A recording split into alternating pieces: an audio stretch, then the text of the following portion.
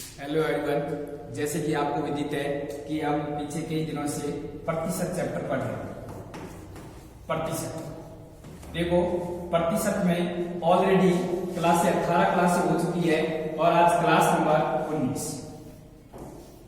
Class number 19 इसमें देखेंगे कि प्रतिशत। लास्ट क्लास में हमने क्या देखा था? लास्ट क्लास में हमने 3 प्रकार के क्वेश्चन किए थे। एक तो रिवेन्यू वाले, रिवेन्यू मतलब राजस्व वाले, एक कर वाले मतलब जिसको बोलते हैं इनकम टैक्स वाले, इनकम टैक्स वाले, और एक कौन से किए थे? एक किए थे आकृति वाले, शेप। उसमें हमने एक क्वेश्चन देखा था त्रिभुज का और एक क्वेश्चन देखा था वर्ग का। इसमें पूरे फॉर्मूले की जरूरत नहीं होती है, हमें रेशियो में कैलकुलेशन करनी होती है। आज इसी टाइप को आगे बढ़ाएंगे। इस पर और किस प्रकार के क्वेश्चन बन सकते हैं, पेपर में बहुत ज्यादा आते हैं इस प्रकार के कि किसी वर्ग की भुजा में इतना परिवर्तन कर दिया गया तो बताओ क्षेत्रफल में कितना परिवर्तन होगा। इस प्रकार के प्रश्नों को हम आज की क्लास में आगे बढ़ाएंगे। और आपके सामने पहला क्वेश्चन लिखा हुआ है, देखो ध्यान से सुनो क्या लिखा हुआ है। एक आयताकार, आज आयत के आयताकार डिब्बे की आरंभिक चौड़ाई है वो 20 सेंटीमीटर है और इस डिब्बे को दोबारा इस प्रकार बनाया गया कि इसकी लंबाई 30% बढ़ गई परंतु चौड़ाई 20% कम हो गई। क्षेत्रफल में 100 सेंटीमीटर स्क्वायर की वृद्धि हो गई। तो बताओ डिब्बे का क्षेत्रफल क्या है? क्या किया गया कि एक आयताकार डिब्बे की आरंभिक चौड़ाई 20 सेंटीमीटर है, मतलब इसकी शुरू में चौड़ाई कितनी थी? 20 सेंटीमीटर।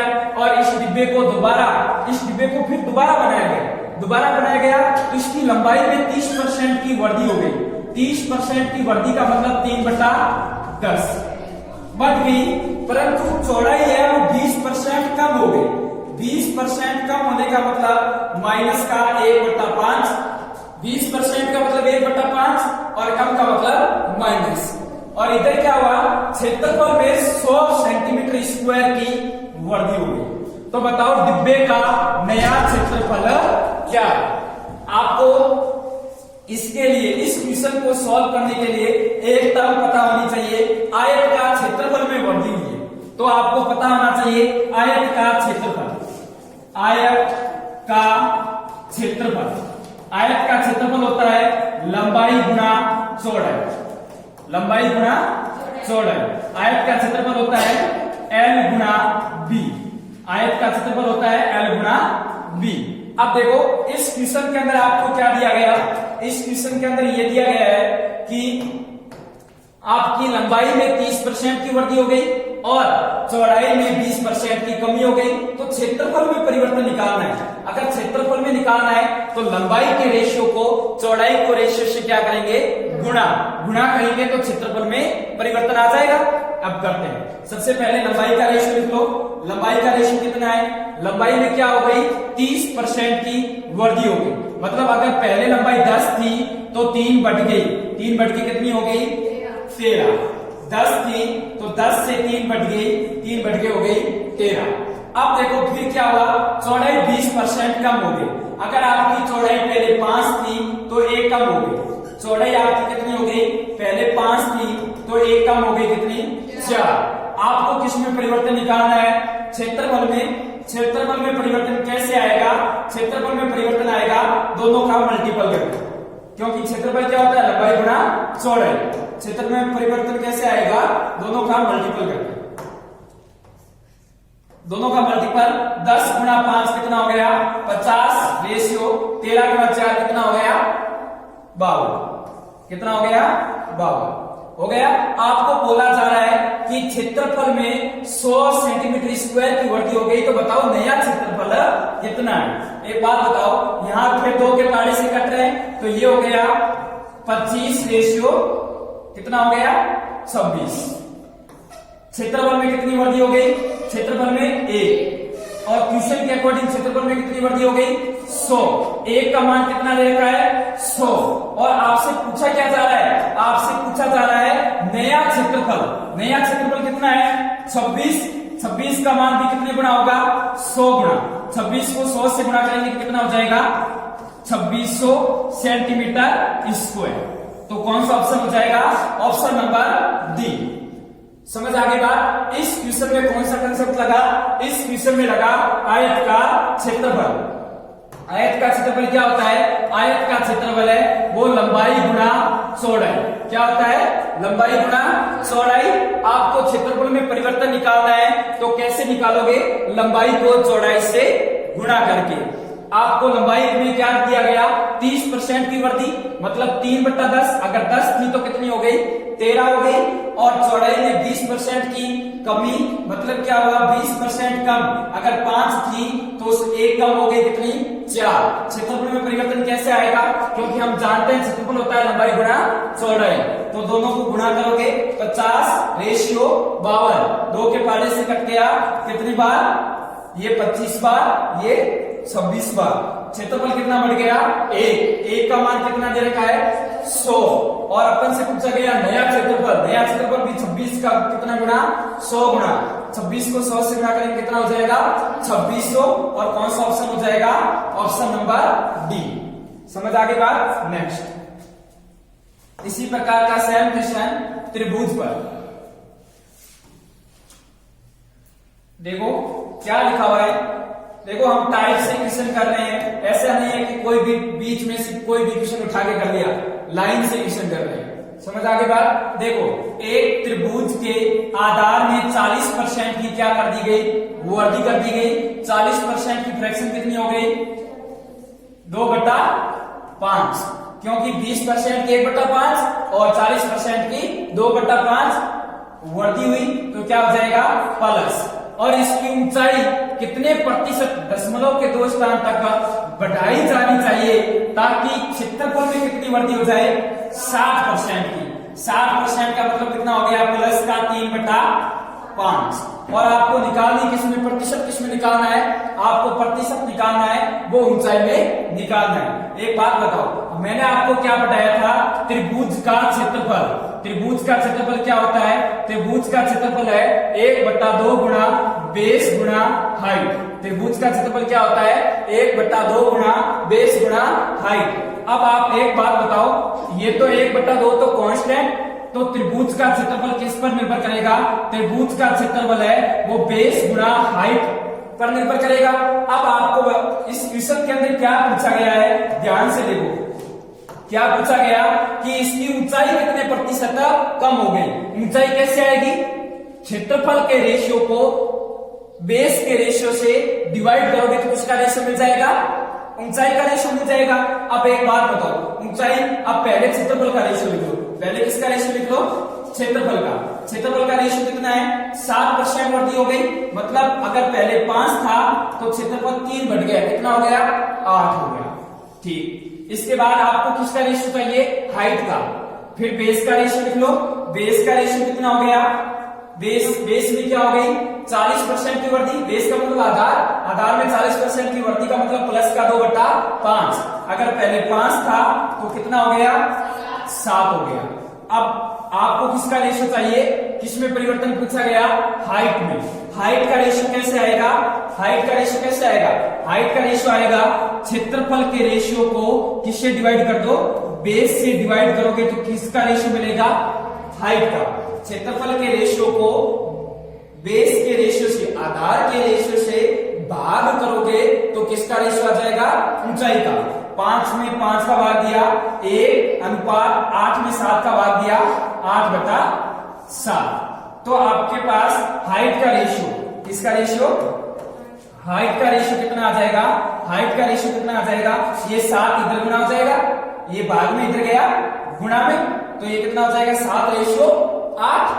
तो हाइट का रेशियो कितना हो जाएगा? 7:8। आपसे क्या पूछा गया? ऊंचाई कितने प्रतिशत बढ़ाई जानी चाहिए? ऊंचाई कितनी बढ़ाई गई? 1। कितनी बढ़ाई गई? 1। बेस वैल्यू कौन है? 7। और 1/7 का मतलब कितना परसेंट होता है? 14.28%। 14.28%। लगभग कौन सा ऑप्शन होगा? लगभग कौन सा ऑप्शन होगा? Option number A. समझ आ गई बात? यही है 14.28 के। और क्वेश्चन भी बोल रहा है कि आपको 2 स्थानों तक सही दशमलव के बाद 2 स्थान लेने हैं और 1/7 की फ्रैक्शन लगभग कितनी होती है? 14.28%। इस क्वेश्चन में क्या कंसेप्ट लगा? इस क्वेश्चन में ये कंसेप्ट लगा कि त्रिभुज का क्षेत्रफल है 1/2 गुणा बेस गुणा हाइट होता है। त्रिभुज का क्षेत्रफल 1/2 तो कांस्टेंट राशि होती है। त्रिभुज का क्षेत्रफल है बेस और हाइट के मल्टीपल पर निर्भर करता है। आपको इसके अंदर हाइट पूछी गई है और क्षेत्रफल का और आधार का रेशियो दिया गया है। हाइट का रेशियो कैसे आएगा? क्षेत्रफल के रेशियो को आधार के रेशियो से भाग करोगे तो किसका रेशियो मिल जाएगा? हाइट का रेशियो मिल जाएगा। पहले क्षेत्रफल का रेशियो लिख लिया। क्षेत्रफल में क्या हुआ था? 5 से कितना हो गया? 8 और आधार में क्या हुआ? 5 से कितना हो गया? 7। हाइट का रेशियो कैसे आएगा?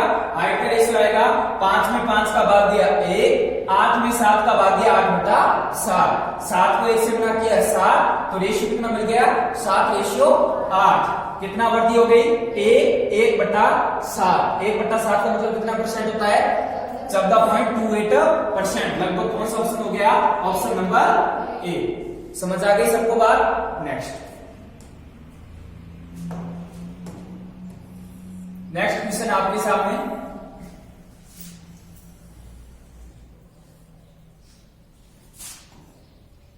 देखो क्या लिखा हुआ है, ध्यान से पढ़ो। एक घनाभ दे रखा है। अब की बार कौन दे रखा है? घनाभ। घनाभ कैसा होता है? संदूक के आकार का होता है। घनाभ कैसा होता है? संदूक के आकार का होता है। इसमें घनाभ में लंबाई भी होती है, चौड़ाई भी होती है और ऊंचाई भी होती है। अब देखो क्या दिया गया? घनाभ की अगर लंबाई है वो कितनी बढ़ गई? 63.63% बढ़ गई। इसका मतलब क्या हो गया? फ्रैक्शन किसका मल्टीपल है? ये 9 का मल्टीपल या 11 का मल्टीपल? 9 का मल्टीपल। 9 को 7 से गुणा करते हैं तो कितना आता है? 63। अगर ये 9 का मल्टीपल तो फ्रैक्शन किसकी आएगी? 11 की। 11 की आएगी। बढ़ गया कितना? तो प्लस लगा दिया। इसके बाद क्या हुआ? 41.2/3% क्या हो गई? चौड़ाई कम हो गई। एक बात बताओ, 41.2/3% चौड़ाई कम हो गई तो एक बात बताओ इसकी फ्रैक्शन कैसे निकालोगे? एक मैंने आपको पहली क्लास में फ्रैक्शन निकाली थी 8/1/3%। 8/1/3%। 8/1/3% की फ्रैक्शन कितनी होती है? 1/12।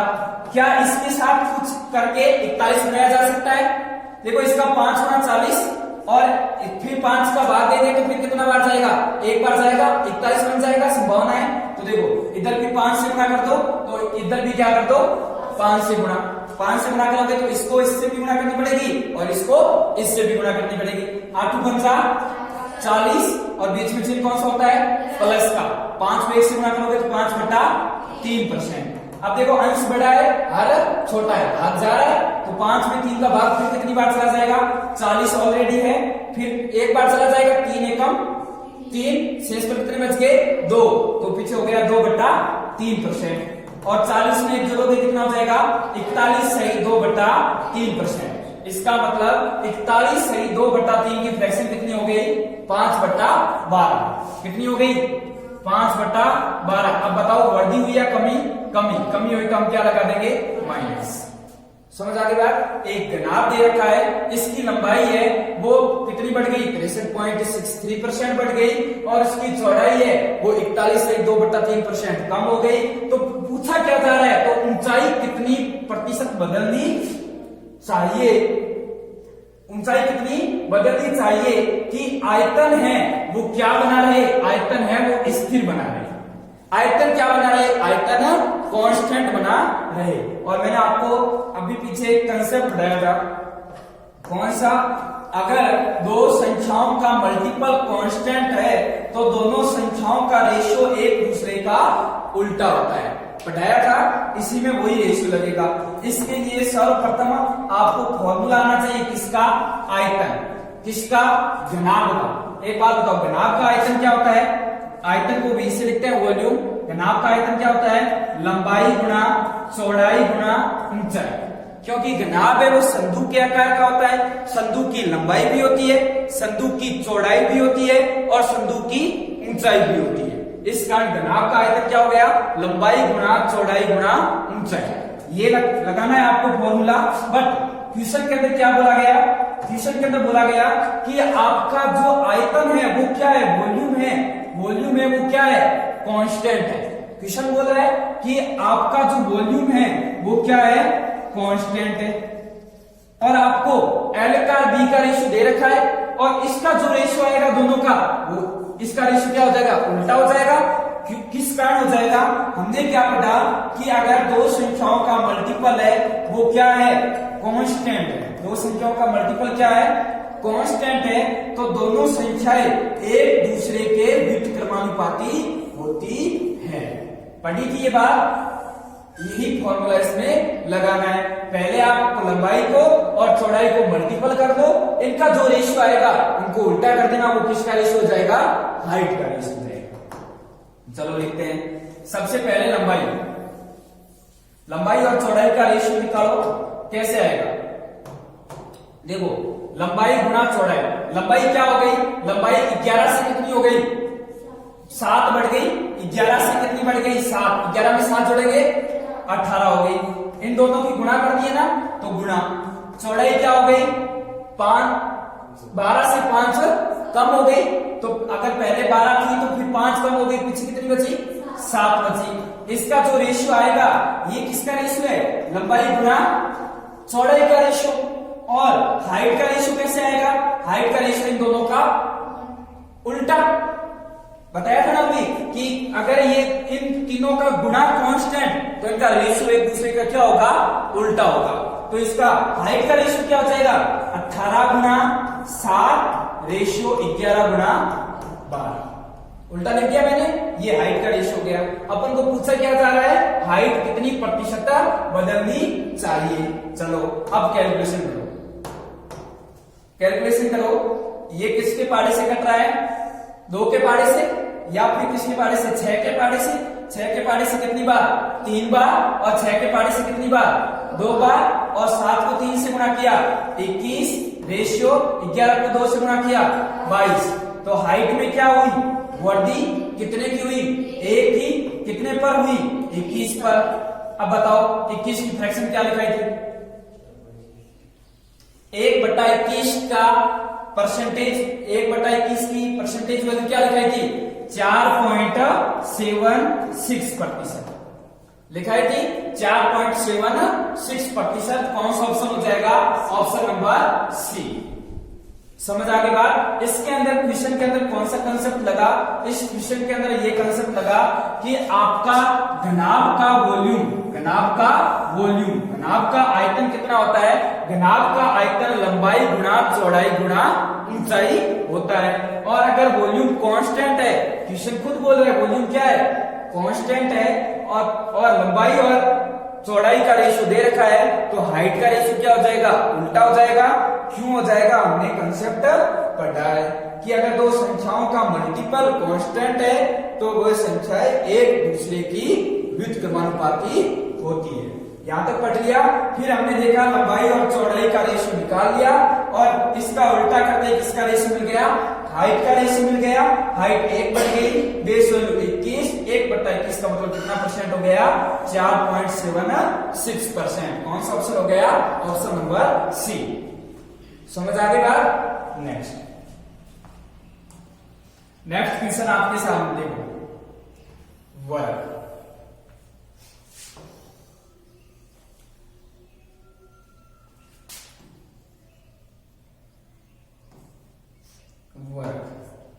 ध्यान से पढ़ो, क्या लिखा हुआ है, यदि किसी वर्ग के क्षेत्रफल में 19% की क्या कर दी जाए, कमी कर दी जाए, तो वर्ग के विकर्ण में हुई कमी ज्ञात कीजिए। एक बात बताओ, कल मैंने आपको वर्ग पढ़ाया था, वर्ग क्या होता है, जिसकी चारों भुजाएं क्या होती है, समान होती है, ये एक वर्ग होता है। देखो वर्ग देख लेते हैं, ये मिल जाएगा। देखो वर्ग के बारे में थोड़ा सा अपन पढ़ लेते हैं।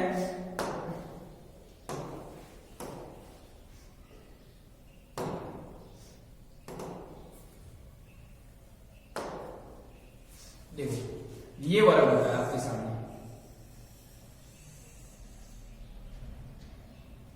समझ आगे बात। वर्ग क्या होता है? ऐसी आकृति जिसमें क्या होती है, चारों भुजाएं क्या होती है, समान होती है। अगर ये भुजा ए, अगर ये भुजा कितनी ए, तो ये भुजा भी कितनी होगी ए, और ये भुजा भी कितनी होगी ए,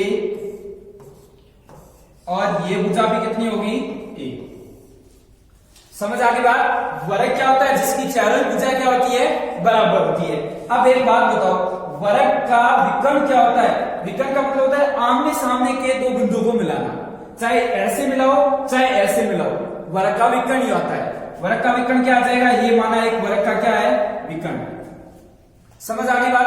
अब आपने 8वीं क्लास में प्रमेय पढ़ी होगी, समझ आगे, पाइथागोरस प्रमेय। क्या होता है? कर्ण का स्क्वायर बराबर आधार का स्क्वायर प्लस लंब का स्क्वायर। इससे आपका विकर्ण आ जाएगा।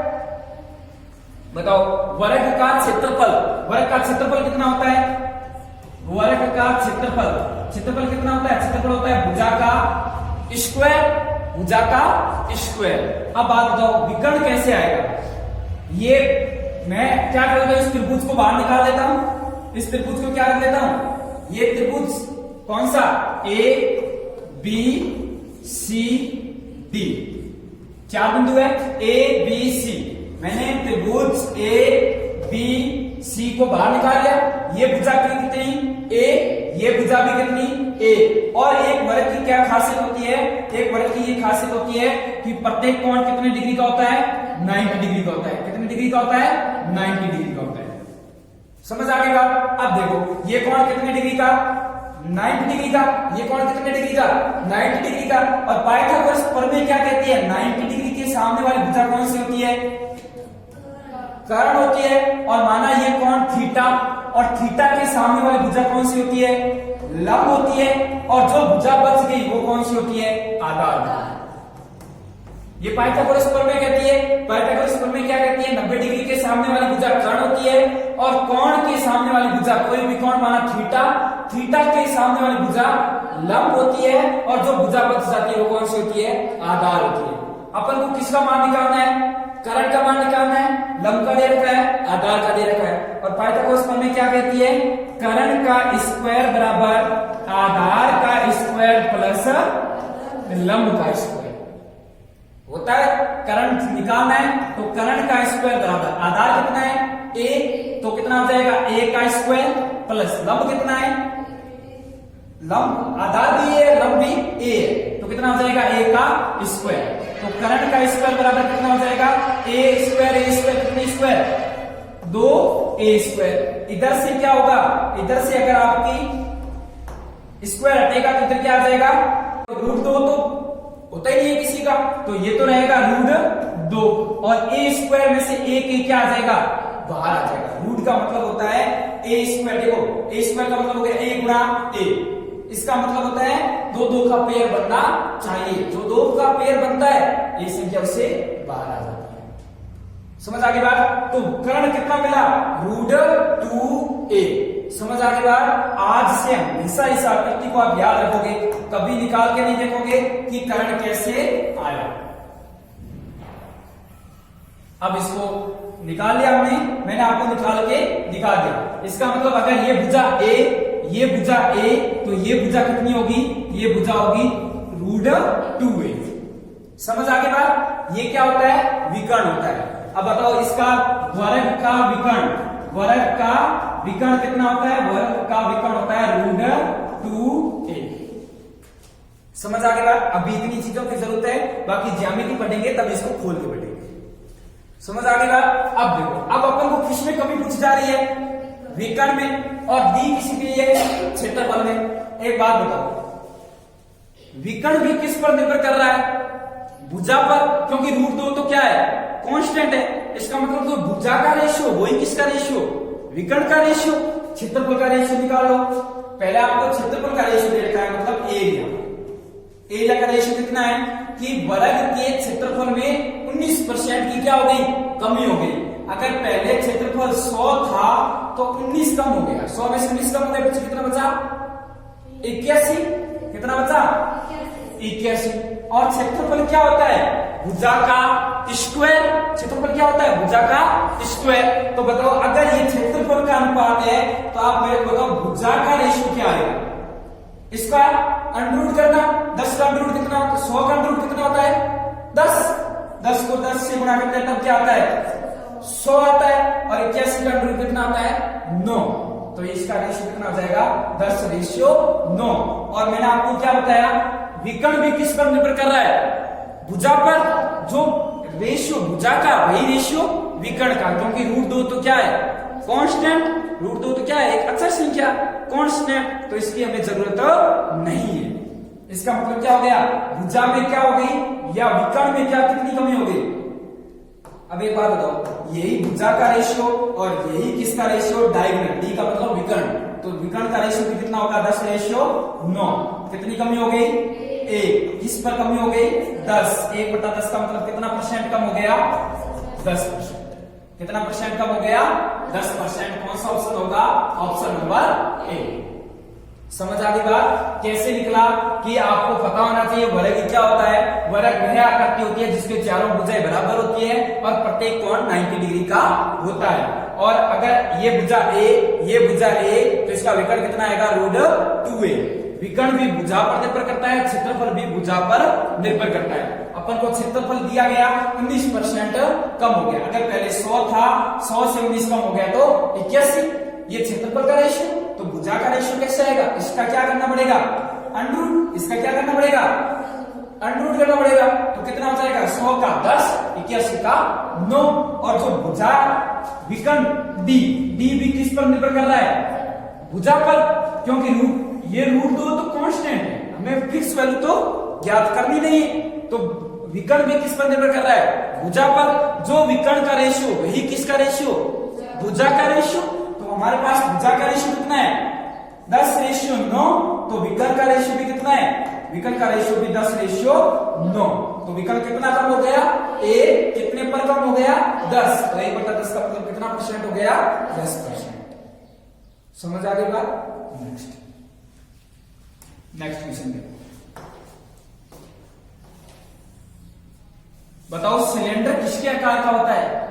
सिलेंडर किसके आकार का होता है? घर में सिलेंडर लगा हुआ होता है सबके। किसके आकार का होता है? बेलनाकार। किसके आकार का होता है? बेलन के आकार का होता है। अब इसमें देखो सिलेंडर के बारे में बात की जा रही है। एक सिलेंडर की त्रिज्या 120% क्या कर दी गई? बढ़ा दी गई। कितना परसेंट बढ़ा दी गई? 120%। रेडियस में 120% की वृद्धि कर दी गई। रेडियस क्या होती है? रेडियस का मतलब हिंदी में त्रिज्या। अब देखो 120% की फ्रैक्शन कितनी हो जाएगी? 20% का मतलब कितना होता है? 1/5। ये कितना गुना है 20 का? 6 गुना। 6 को 20 से गुणा करते हैं तो कितना आता है? अब देखो मैंने आपको क्या लिखाया? मैंने आपको लिखाया 20% का मतलब होता है 1/5 लिखाया था। इसका कितने गुना? 6 गुना। तो इसका भी कितने गुना? 6 गुना। तो 120% की फ्रैक्शन कितनी हो जाएगी? 6/5 बढ़ गई।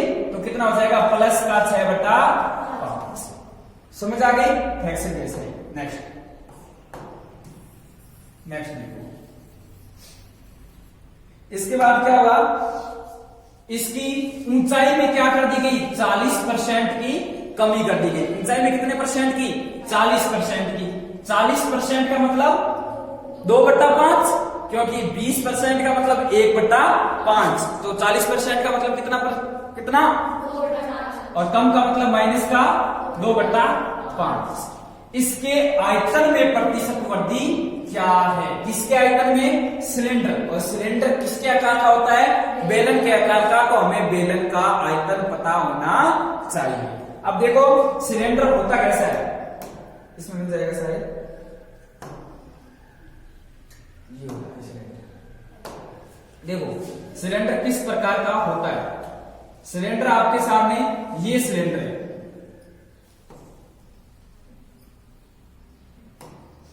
समझ आ गई बात? ये क्या है? सिलेंडर। इसी प्रकार का होता है। बेलन के आकार का ये। तो राइट। अब देखो इसमें कौन सी टर्म्स क्या होती है? अब देखो इसमें ये तो क्या होती है? ये तो इसकी ऊंचाई होती है। ये तो क्या होती है? इसकी ऊंचाई होती है।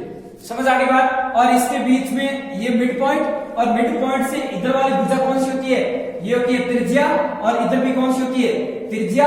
और जब ये पूरी भुजा मिल जाती है तो इसको क्या बोलते हैं, व्यास। इसका मतलब व्यास को d से रिप्रेजेंट करते हैं। व्यास का मान कितना होता है, त्रिज्या का 2 गुना।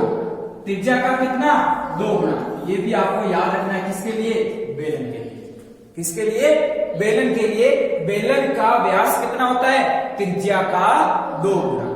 समझ आ गई बात। अब इस क्वेश्चन के अंदर आपको क्या क्या दे रखा है, क्वेश्चन के अंदर दे रखा है कि त्रिज्या 20% बढ़ गई, ये त्रिज्या 20% बढ़ गई, ऊंचाई 40% कम हो गई, ये ऊंचाई 40% कम हो गई। आपको इसके आयतन में परिवर्तन पूछा जा रहा है। अब बात बताओ, आयतन को इंग्लिश में बोलते हैं वॉल्यूम, V से रिप्रेजेंट करते हैं। बेलन का आयतन कितना होता है, पाई r स्क्वायर h। बेलन का आयतन कितना होता है, पाई r स्क्वायर h। और पाई का मान लगभग 3.14 या 22/7 होता है। तो ये तो एक अचर संख्या, ये तो क्या है, एक अचर संख्या। इसका मतलब क्या हुआ, वॉल्यूम किस पर निर्भर करता है, r के स्क्वायर के और h के मल्टीपल में। किस पर, त्रिज्या का स्क्वायर और ऊंचाई के मल्टीपल पर कौन निर्भर करता है, बेलन का आयतन। समझ आ गई बात। अब देखो, अपन को निकालना क्या है, अपन को निकालना क्या है, आयतन में परिवर्तन।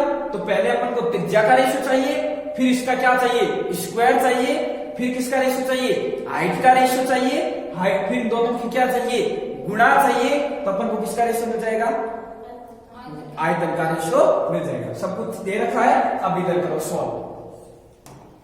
देखो क्या दिया गया है, सबसे पहले अपन को चाहिए r का रेशियो। पहले किसका रेशियो चाहिए, r का मतलब त्रिज्या। त्रिज्या कितनी हो गई, 5 से कितनी हो गई, 11। अपन को फिर क्या चाहिए, r स्क्वायर चाहिए। r तो चाहिए नहीं, r स्क्वायर। तो r स्क्वायर कर दिया स्क्वायर। त्रिज्या का रेशियो 5 रेशियो 11, तो r स्क्वायर का रेशियो भी कितना हो जाएगा, 5 का स्क्वायर रेशियो 11 का स्क्वायर। इसके बाद अपन को किसका रेशियो चाहिए, हाइट का। हाइट का रेशियो कितना हो जाएगा, हो गया 5 रेशियो 3, 2 कम हो गया, 5 रेशियो 3। अब एक बात बताओ, अपन को किसका रेशियो चाहिए, फिर वॉल्यूम का, आयतन का। आयतन का रेशियो कैसा आएगा, दोनों की गुणा करके। 5 का स्क्वायर कितना होता है, 25। 25 को 5 से गुणा करोगे 125, कितना आ गया, 125 रेशियो।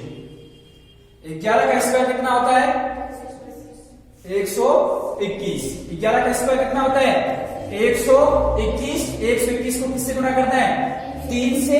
3 से गुणा करोगे तो कितना आ जाएगा, 363।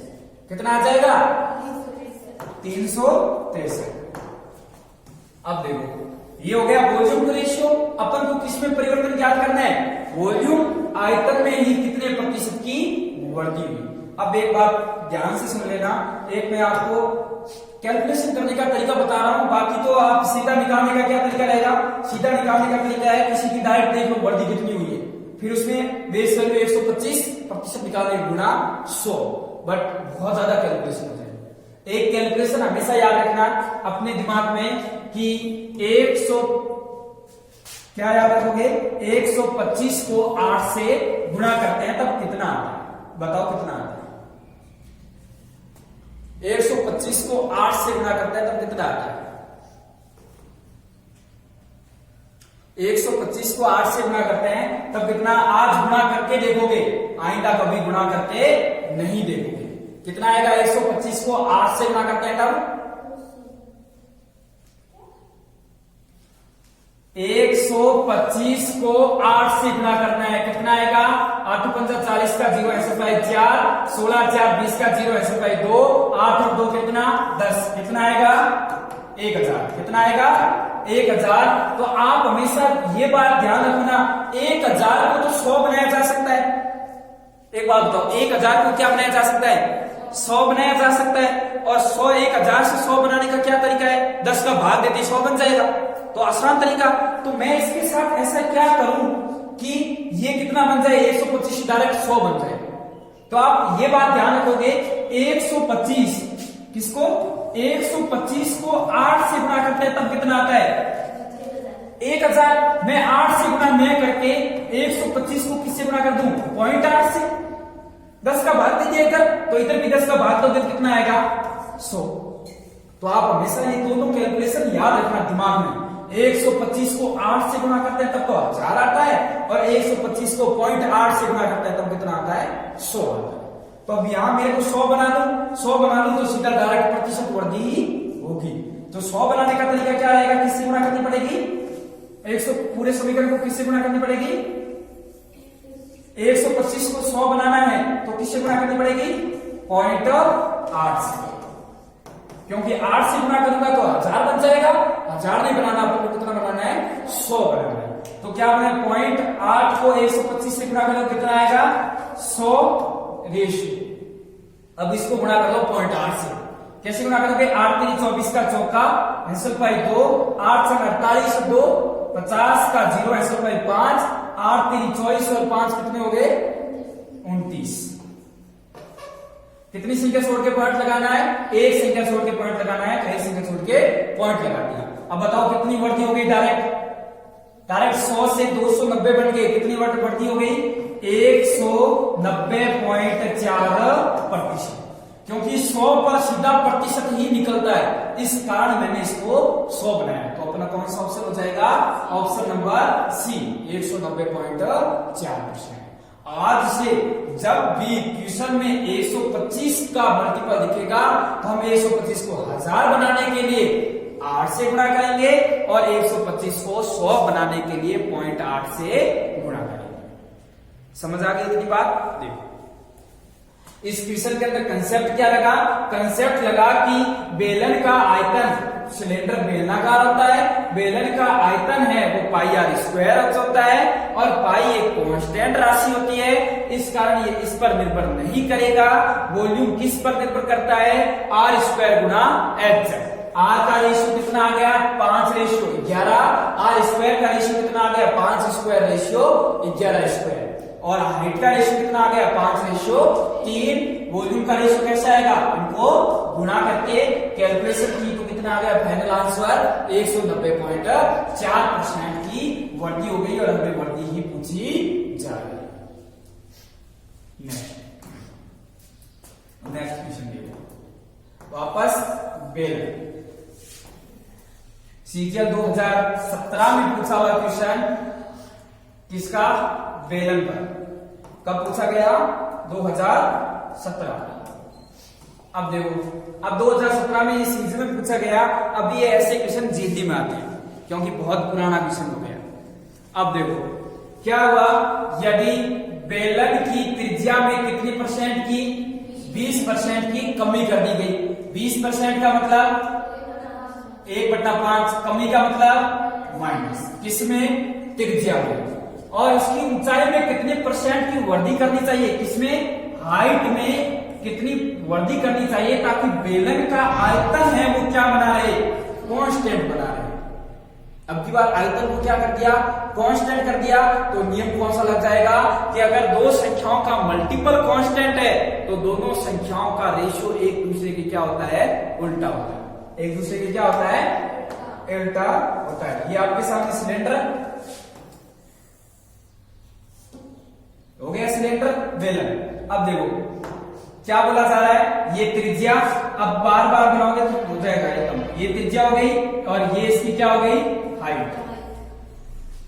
समझ आ गई बात। और अपन को क्या चाहिए बेलन का आयतन, और बेलन का आयतन क्या होता है, बेलन का आयतन V बराबर कितना होता है पाई आर स्क्वायर एच। बेलन का आयतन किस पर निर्भर करता है आर स्क्वायर गुणा एच पर। ये बेलन का आयतन हो गया। अब देखो इस फॉर्मूले को इधर देखो, अब क्या होगा कि आपके सामने V बराबर, V किस पर निर्भर कर रहा है, V किस पर निर्भर कर रहा है, V है वो किस पर निर्भर करता है आर स्क्वायर गुणा एच। और क्वेश्चन ने क्या किया, क्वेश्चन ने वॉल्यूम को क्या कर दिया कांस्टेंट। क्वेश्चन ने बोली ना लाइन कि आपका आयतन, आयतन क्या हो गया आयतन समान रहे, मतलब स्थिर बना रहे, मतलब कांस्टेंट बना रहे। अगर आयतन कांस्टेंट जो आर स्क्वायर का रेशियो उसका उल्टा रेशियो किसका, ऊंचाई का रेशियो। तो अपन को आर का रेशियो निकाल लेते हैं पहले। आर का रेशियो कितना आएगा, आर का रेशियो कितना आएगा, 5 से क्या हो गया 1 कम 4, और आर स्क्वायर का रेशियो कितना आएगा, स्क्वायर कर दो, आर स्क्वायर का रेशियो कितना आ गया 25 रेशियो 16। तो बताओ हाइट का रेशियो कितना आएगा, हाइट का रेशियो कितना आएगा फिर 16 रेशियो 25, क्योंकि अगर दो संख्याओं का मल्टीपल कांस्टेंट है तो दोनों संख्याओं का रेशियो एक दूसरे के व्युत्क्रमानुपाती होता है। इसका मतलब हाइट का रेशियो क्या हो जाएगा, हाइट का रेशियो हो जाएगा 16 रेशियो 25। बोला जा रहा है हाइट में कितने प्रतिशत की वृद्धि हुई, कितनी वृद्धि हुई 9 की, कितनी वृद्धि हुई 9 की बट्टा 16, कितने परसेंट की हुई लगभग आप देख लो। अब मैंने अब देखने की जरूरत ही नहीं है, क्योंकि 1/16 की कितनी लिखाई थी 6 से 1/4 लिखाई थी, या क्या लिखाया था ये अब पॉइंट में दशमलव में दे रखा है, तो कितना लिखाया था 6.25। इसको किससे गुणा कर दो 9 से गुणा करोगे कितना आएगा 9 × 45, 4 18 4 कितने हो गए 22, 2 54 और 2 कितने हो गए 56। कौन सा आंसर हो गया, ऑप्शन नंबर सी 56.25% की क्या हो गई वृद्धि हो गई। इसका मान कितना आ गया 56.25%। अब देखो इस क्वेश्चन और दोनों ही क्वेश्चन, ये पीछे वाला क्वेश्चन ये भी किस पर सिलेंडर पर बेलन पर, और ये भी क्वेश्चन किस पर सिलेंडर पर बेलन पर। समझ आ गई बात कि आपको बस यही फॉर्मूले याद कर लेने हैं, एक बार कॉपी में लिख लेना और इनको याद कर लेना। अब देखो वॉल्यूम किस पर निर्भर कर रहा है, आर स्क्वायर गुणा एच। क्वेश्चन ने क्या बोल दिया, आपका वॉल्यूम क्या है कांस्टेंट, आर का रेशियो कितना हो गया 5 रेशियो 4, 5 रेशियो आर स्क्वायर का कितना हो गया 5 स्क्वायर रेशियो 4 स्क्वायर कितना हो गया 25 रेशियो 16। अगर आर स्क्वायर का रेशियो जो होगा उसका उल्टा किसका रेशियो होगा, हाइट का रेशियो कितना हो गया 16 रेशियो 25, कितना बढ़ गया 9, कितने पर बढ़ गया 16, 1/16 का मतलब 6.25%, 9 गुणा करेंगे तो 56.25%। कौन सा ऑप्शन हो गया, ऑप्शन नंबर सी। नेक्स्ट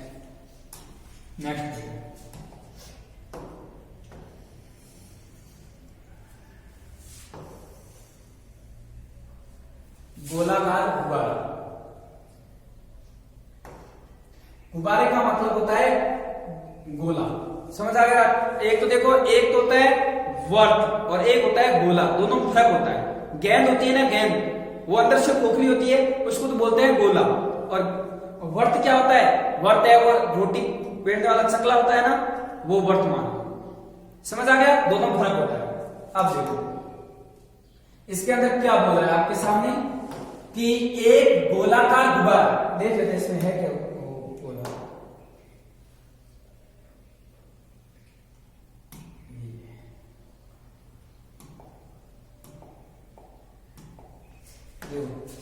यही होता है,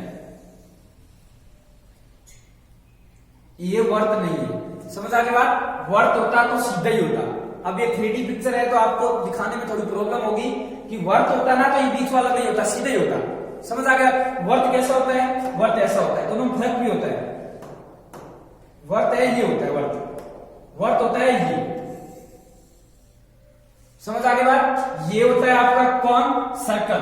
कौन होता है, सर्कल, वर्त होता है। ये तो होता है वर्त, समझ आ गई बात। और ये होता है गोला, दोनों में फर्क होता है। ये होती है 2D आकृति और ये होती है 3D आकृति। समझ आ गया।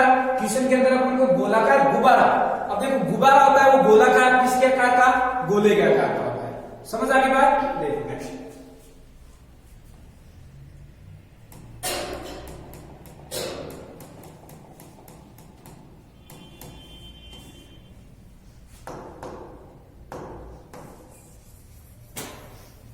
वर्त और गोला। इधर देखो क्वेश्चन क्या बोल रहा है, एक गोलाकार गुब्बारे में हवा भरकर उसकी त्रिज्या को 3.5 सेंटीमीटर से 4.9 सेंटीमीटर तक बढ़ाया गया। त्रिज्या को क्या किया गया, ये होगी इसकी त्रिज्या। त्रिज्या को क्या किया गया, त्रिज्या पहले त्रिज्या को क्या किया गया, अगर पहले 3.5 थी तो फिर बढ़ा के कितना कर दिया गया, 4.9 सेंटीमीटर कर दिया गया। तो बताओ त्रिज्या का रेशियो कितना आ गया, 1.7 के बारे से कितनी बार, 5 बार, और 7 के बारे से कितनी बार, 7 बार। तो त्रिज्या का रेशियो कितना आ गया, 5:7। त्रिज्या का रेशियो कितना आ गया, 5:7। अब देखो फिर क्या गया, मूल गुब्बारे के आयतन में होने वाली प्रतिशत वृद्धि ज्ञात कीजिए। किसके आयतन में, गुब्बारे का आयतन। अब आपको गुब्बारे का आयतन याद होना चाहिए। गुब्बारे का आयतन क्या होता है, V बराबर 4/3 पाई r क्यूब। गुब्बारे का आयतन कितना होता है, 4/3 पाई r क्यूब। याद रखोगे कि गुब्बारे का आयतन कितना होता है, गुब्बारे का आयतन है वो 4/3 पाई r क्यूब। इसका मतलब गुब्बारे का आयतन किस पर निर्भर करता है, 4/3 एक कांस्टेंट राशि, एक अचल संख्या, निर्भर नहीं करेगा। पाई का मान भी 22 नहीं करेगा। आपका गुब्बारे का वॉल्यूम या गोले का वॉल्यूम वो डायरेक्टली किस पर निर्भर करता है, त्रिज्या के क्यूब पर निर्भर करता है। किस पर निर्भर करता है, त्रिज्या के क्यूब पर निर्भर करता है। अब एक बात बताओ, त्रिज्या की क्यूब करनी है अपन को, त्रिज्या का रेशियो अपने पास पड़ा है, त्रिज्या का रेशियो कितना है, त्रिज्या का रेशियो कितना है, 5:7। इसका क्यूब करेंगे तो किसका रेशियो मिल जाएगा अपने पास, आयतन का, और अपन को निकालना भी किसके है, आयतन का।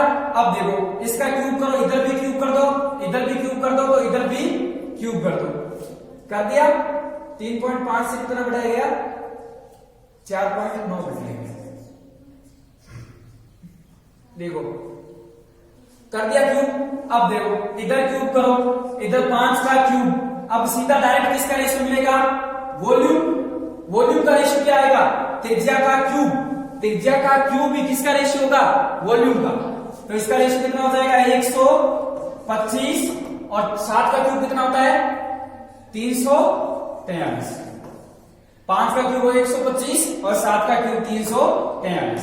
अब एक बात बताओ, 125 आ गया, 125 को 100 बनाना आसान, किससे गुणा कर देंगे, 0.8 से।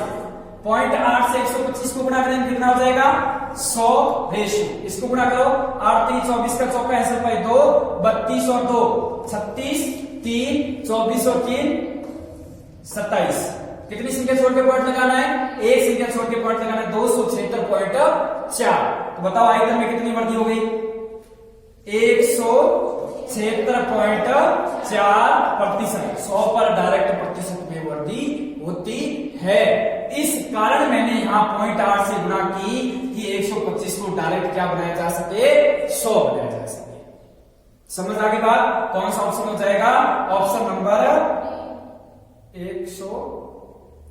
देखो 8 3 24 का चौका आंसर पाए 2, 8 चौक 32 और 2 34 होता है ना, यहाँ 34 होगा। यहाँ कितना होगा, 4। यहाँ 4 होगा तो यहाँ भी कितना हो जाएगा, फिर 4। कौन सा ऑप्शन हो जाएगा, ऑप्शन नंबर डी, 174.4%। कौन सा ऑप्शन, ऑप्शन नंबर डी। समझ आ गई बात। इसमें कौन सा कंसेप्ट लगा, इसमें लगा कि गोले का आयतन कितना होता है, 4/3 पाई r क्यूब। अब देखो अभी तो आपको यही सिर्फ देखना है किस पर निर्भर कर रहा है। जब ज्यामिति पढ़ेंगे तब अपन को इसका पूछा जाएगा गोले का फिक्स आयतन, तब अपन को एक फॉर्मूला जरूर पड़ेगा। उस टाइप सभी फॉर्मूलों को दोबारा देखेंगे। अब देखो यहाँ आयतन किस पर निर्भर कर रहा है, r के क्यूब पर, और अपन को क्या बोला गया, त्रिज्या है वो 3.5 से कितनी हो गई, 3.5 से 4.9। तो 3.5 से 4.9, तो एक पॉइंट से पॉइंट हट गया, 7 के पाड़े से 5 बार, 7 के पाड़े से 7 बार। अगर त्रिज्या का रेशियो 5:7, त्रिज्या का क्या करने पर, क्यूब करने पर किसका रेशियो मिल जाएगा, आयतन का, तो क्यूब कर दो 5 का क्यूब 125, 7 का क्यूब 343।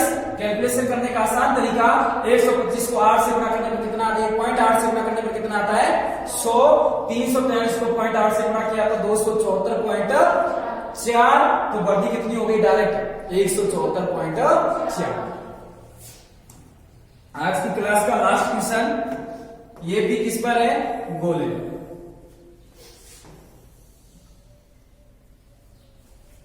अब देखो यहां क्या बोला जा रहा है, थोड़ा सा बस क्वेश्चन की लैंग्वेज चेंज की गई है कि आपके सामने ये गोला बना हुआ है, देखो ये आपके सामने गोला बना हुआ है, राइट, बना हुआ है। अब देखो अब क्या किया गया कि हुआ क्या, इसमें थोड़ी सी लैंग्वेज चेंज है। एक गोले के व्यास को, व्यास क्या होता है, व्यास होता है जो आपका केंद्र होता है उसको मिलाकर दोनों परिधि पर जो टच करती है भुजा, उसको क्या बोलते हैं, व्यास बोलते हैं। समझ आगे बात, व्यास का मान कितना होता है, इधर भी त्रिज्या इधर भी त्रिज्या, तो व्यास कितना होगा पूरा डी, डायमीटर बोलते हैं व्यास को, इंग्लिश में क्या बोलते हैं, डायमीटर बोलते हैं। इस कारण इसको डी से रिप्रेजेंट करते हैं, और पूरा व्यास कितना आएगा, त्रिज्या का 2 गुना। इसका मतलब क्या हुआ, इसका मतलब क्या हुआ, व्यास किस पर निर्भर कर रहा है, व्यास है वो 2 पर तो निर्भर करेगा नहीं, 2 तो एक क्या है, अचर संख्या, तो व्यास किसके पर निर्भर करता है, त्रिज्या पर निर्भर कर रहा है। समझ आगे बात, तो इसका मतलब क्या हुआ, जो रेशियो त्रिज्या का होगा वही रेशियो किसका होगा, व्यास का होगा। समझ आगे बात, इतना समझा दिया। अब देखो क्या हुआ, व्यास में 140% की वृद्धि कर दी गई। 140 का मतलब, अब बताओ 20% का मतलब कितना लिखा था, 1/5, तो ये कितने गुना, 7 गुना, तो कितना हो जाएगा 7/5।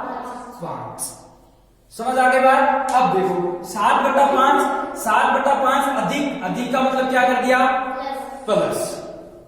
समझ आगे बात। अब देखो अब क्या कर दिया गया, उसका आयतन कितने प्रतिशत अधिक हो जाएगा, आयतन कितना अधिक हो जाएगा, आयतन गोले का कितना होता है, गोले का आयतन होता है वो 4/3 पाई आर क्यूब, सॉरी क्यूब, कितना होता है क्यूब।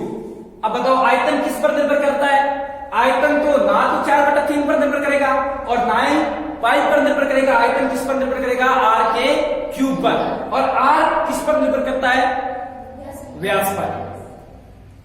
समझ आ गया, व्यास का रेशियो कितना दे रखा है, व्यास का रेशियो कितना दे रखा है, 5 से कितना हो गया 12, 5 से कितना हो गया 12 हो गया। और इधर देखो आयतन का रेशियो निकालना है। अब देखो व्यास का जो भी रेशियो व्यास का, वो भी रेशियो किसका होगा, रेशियो किसका होगा, आर का भी रेशियो कितना होगा, आर का रेशियो कितना होगा 5/12, और वॉल्यूम का रेशियो कितना होगा 12/5। कैसे होगा, वॉल्यूम डायरेक्ट आर क्यूब पर निर्भर करता है, इसका क्यूब करना पड़ेगा। 5 का क्यूब कितना हो गया 125 रेशियो। अब देखो 12 का क्यूब कितना होगा, 12 का क्यूब कितना होगा,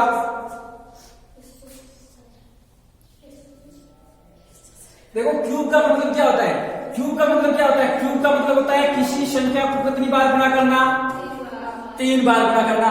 12 को 12 से गुणा करता कितना आता है 144, कितना आता है 144।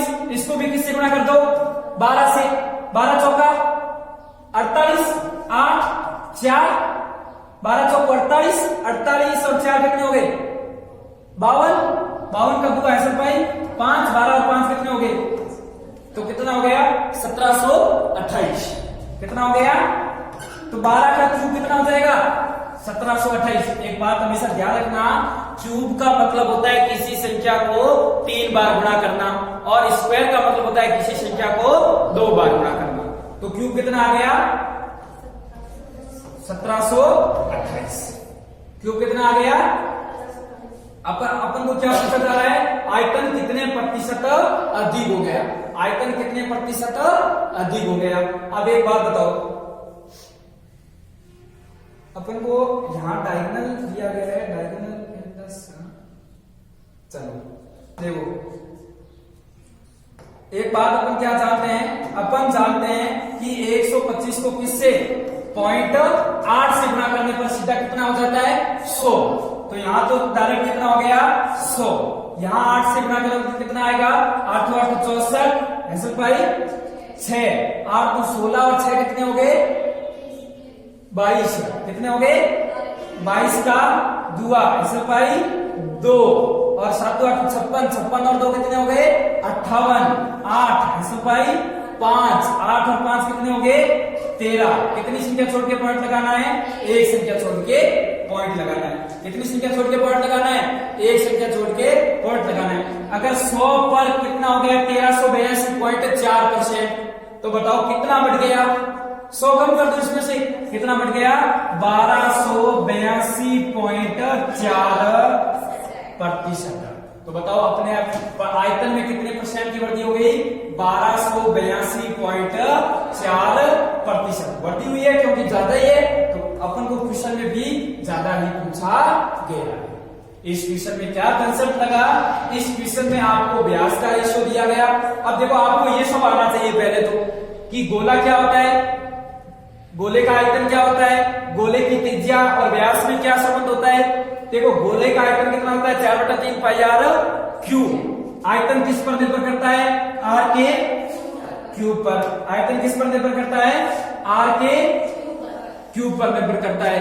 और जो व्यास होता है वो त्रिज्या का कितने गुना होता है। देखो ये पूरी भुजा यहां से लेकर यहां तक ये व्यास होती है, व्यास कितना हो गया 2r। अब देखो व्यास किस पर निर्भर करता है, 2 पर तो निर्भर करेगा नहीं, व्यास किस पर निर्भर कर गया त्रिज्या पर। अब देखो अपन को रेशियो किसका दे रखा है, व्यास का। व्यास 5 से 7 बढ़ गया, तो 5 में 7 बढ़ गया 12। तो जो व्यास का रेशियो वही किसका रेशियो, त्रिज्या का, क्योंकि जो व्यास का रेशियो वही किसका रेशियो, त्रिज्या का। त्रिज्या का रेशियो कितना हो गया 5:12। आयतन का रेशियो क्या होगा, त्रिज्या का कितना करना क्यूब, 5 का क्यूब 125, 5 का क्यूब 125, 12 का क्यूब 1728। अब अपन ने पढ़ रखा है 125 का 0.8 गुना कितना होता है 100। ये बात एक बार और लिख रहा हूं, 125 को 8 से गुणा करते हो तब तो कितना आता है 1000। 125 को 0.8 से गुणा करते हो तब कितना आता है 100। इस बात को आपको याद रखना है।